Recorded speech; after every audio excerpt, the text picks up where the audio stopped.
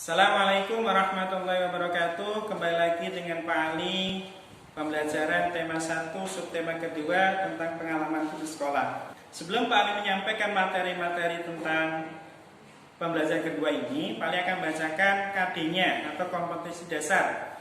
Kompetensi dasar dari bahasa Indonesia adalah 3.6 mencermati ungkapan permintaan maaf dan tolong. Yang kedua, menyampaikan ungkapan-ungkapan yang santun, contohnya seperti kata maaf dan kata minta tolong.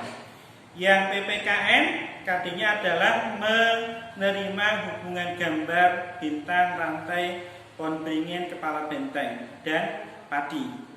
Kemudian yang kedua, bersikap kerjasama, disiplin, dan peduli sesuai dengan sila Pancasila dalam lambang Garuda Pancasila. Itu adalah beberapa KD yang ada dalam pembelajaran ini.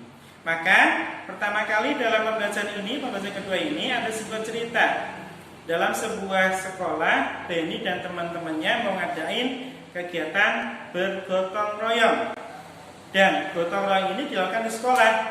Dan tugasnya apa saja? Siti menyapu halaman, Dayu menyiram bunga, Edo mengalap kaca, dan Benny membantu guru memajang kaligrafi. Kemudian ada sebuah diskusi antara Bu Guru sama Benny. Bu Guru bilang, anak-anak, Ibu mempunyai kaligrafi, bagaimana kaligrafi ini dipasang?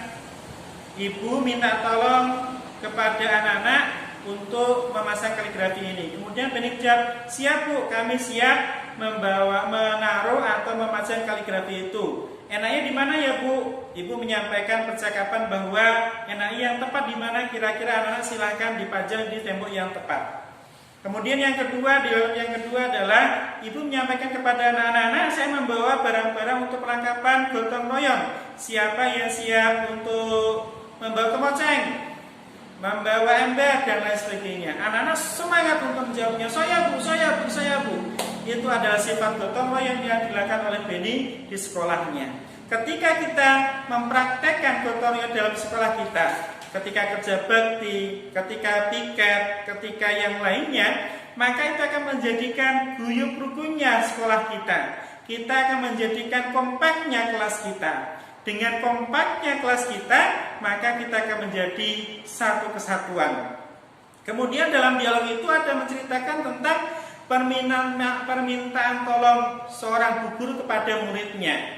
Yaitu bu guru menyampaikan, tolong Benny tempelkan figura ini. Itu adalah kata-kata yang sopan walaupun itu muridnya. Maka ketika kita sama murid, kita sopan, kita sayang kepada murid dengan ungkapan minta tolong, minta maaf, maka kita akan menjadi sayang kepada murid-murid kita. Setelah anak-anak membaca dialog itu, kemudian anak-anak perhatikan dialog atau percakapan, kemudian anak-anak menjawab pertanyaan-pertanyaan yang ada di sini ya, percakapannya. Pertanyaan pertama contohnya, apa yang akan dilakukan Benny? Kedua, siapa yang ingin menolong Bu Guru? Ketiga, sebutkan alat yang digunakan untuk kerja bakti atau kerja gotong royong. Yang keempat, tuliskan contoh ungkapan minta tolong. Yang kelima, jelaskan makna ungkapan minta tolong dari ungkapan yang kamu tulis tadi.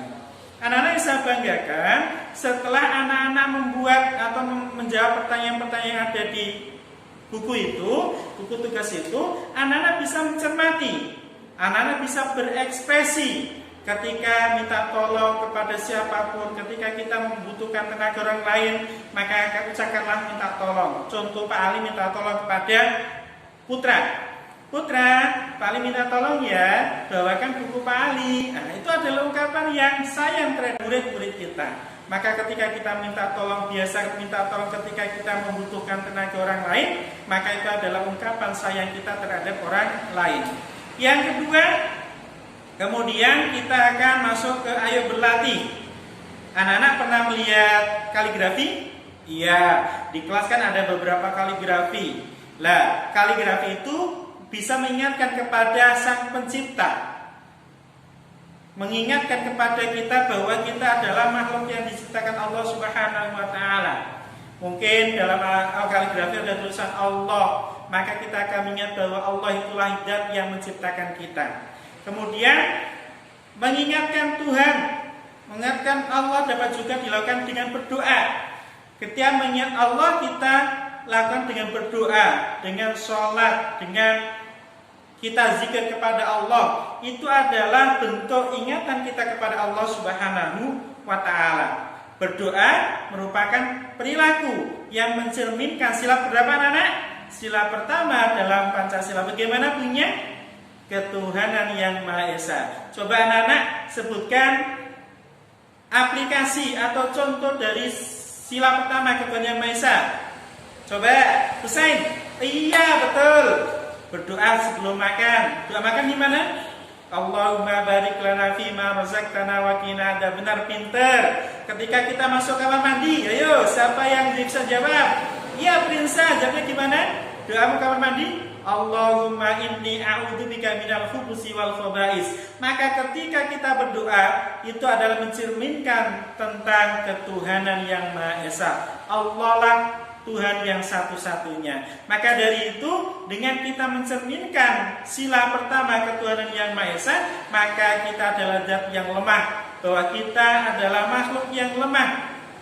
Maaf, kita adalah makhluk yang lemah. Dengan makhluk yang Allah yang menciptakan kita, maka kita harusnya merundukkan diri, kita memohon selamat kepada Allah Subhanahu wa ta'ala. Demikian pembelajaran yang kedua ini.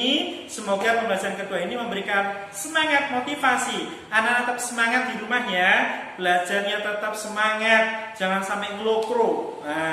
Walaupun di rumah sama orang tua, karena baiti jannati, ada sebuah pepatah mengatakan rumahku adalah surgaku. Tapi kita bisa mengungkapkan baiti madrasati, rumahku adalah sekolahku. Maka orang tua adalah seorang guru, maka orang tua yang membimbing kita bisa semangat lagi untuk belajar dan belajar. Tetap semangat di rumah, walaupun masa seperti ini kita tetap semangat untuk mengerjakan tugas-tugas di rumah masing-masing.